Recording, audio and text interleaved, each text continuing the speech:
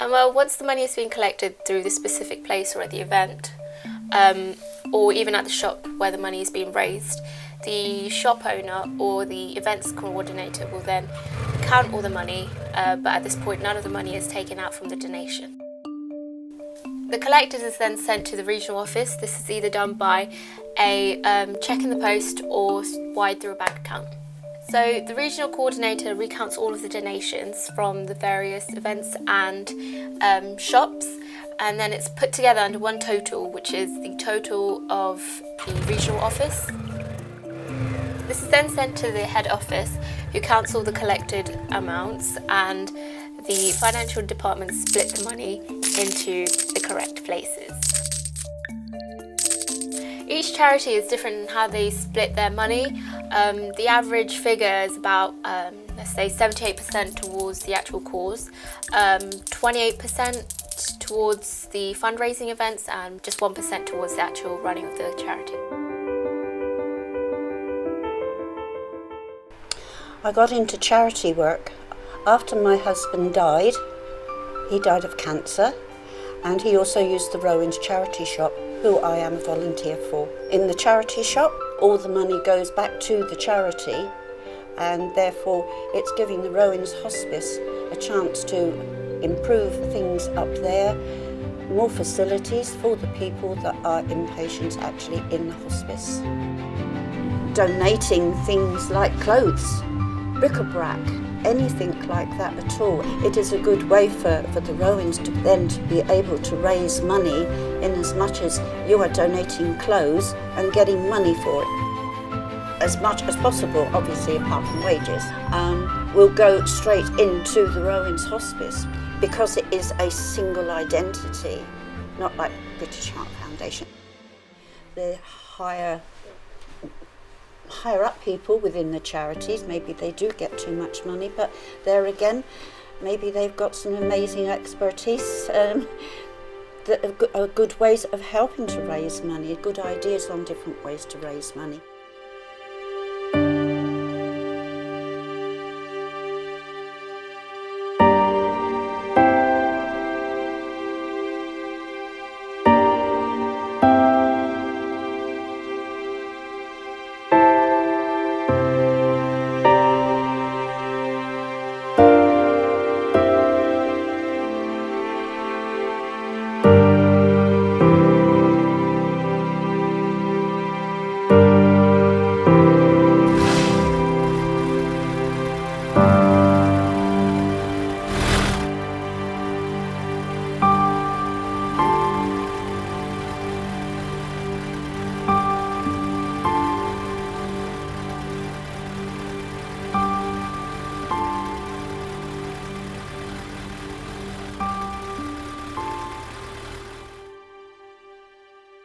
Funding. It goes into two parts.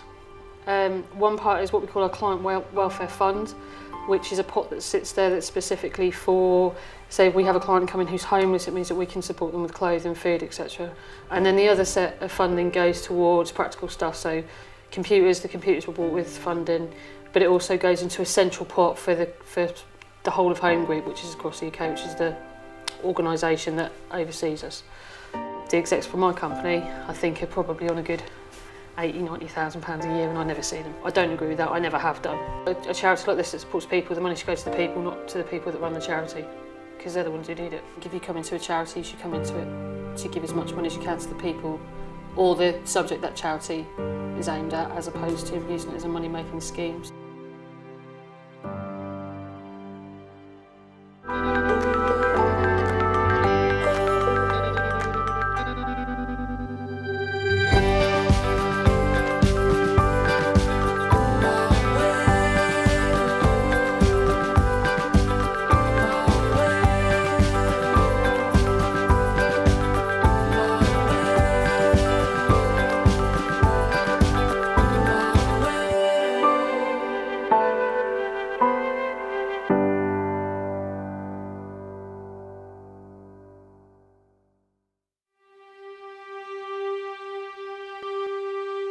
In terms of groups that I run, the groups that are designed to support the relevant needs that women come in with. So there's one on emotional regulation, self-harm, generalised emotional support, which are 3 that I run, and they basically aim to be inclusive, so it teaches the women as such to be part of a group, so it builds their confidence, self-esteem. It enables them to challenge each other but support each other, and we look at very specific topics, so anything from domestic violence, suicide, we look at mental health problems, we look at low self-esteem through to job interviews, general stuff, politics, anything that they want to talk about is very much client-led. Oh, I'm Carol. I am on ESA because I've been a bit ill with depression. I'm Catherine and I'm a full-time mum, and I've been here just over a year now, and it provides me a lot of support. If I'm having a down day, and I can always ring up and have a chat. It gives me a safe place to come to. It helped me with counselling, try and deal with some of the issues I have, and it's fun and interesting. The workshops are really helpful because it's not just a workshop. When you're around the people here, you can have a bit of a laugh and a giggle, even though it's a serious topic.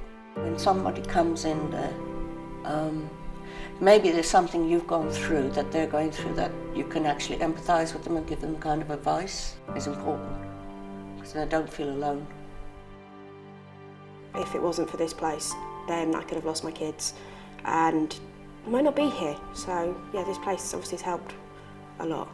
In the past, I went to Bridges. That was really cool. But then they ran out of funding, and it means that it didn't give me the support I needed. We would hope obviously charity gets the full amount that you donate, but even if it's half of it or a quarter of the amount you donate, at least something is going to charity, because if it wasn't here, then a lot of people like myself would be probably dead. So yeah, it's kind of important, even though there is bad press for a lot of different charities. I could probably guarantee you, without meaning to sound too egotistical, that charities like this, charities like Samaritans, they're a really good example of how many people would be dead through whether it's suicide, misadventure, whatever, without the person at the end of the phone at 3 o'clock in the morning. Also, our government is never going to be able to pay enough money to look after everybody in terms of illness. So whether it's cancer, Alzheimer's, MS, whatever you want to look at, no government's going to be able to afford to fund all of those equally. So you're always going to need charities to keep them going and keep them developing, otherwise we're just going to become stagnant and more people are going to die.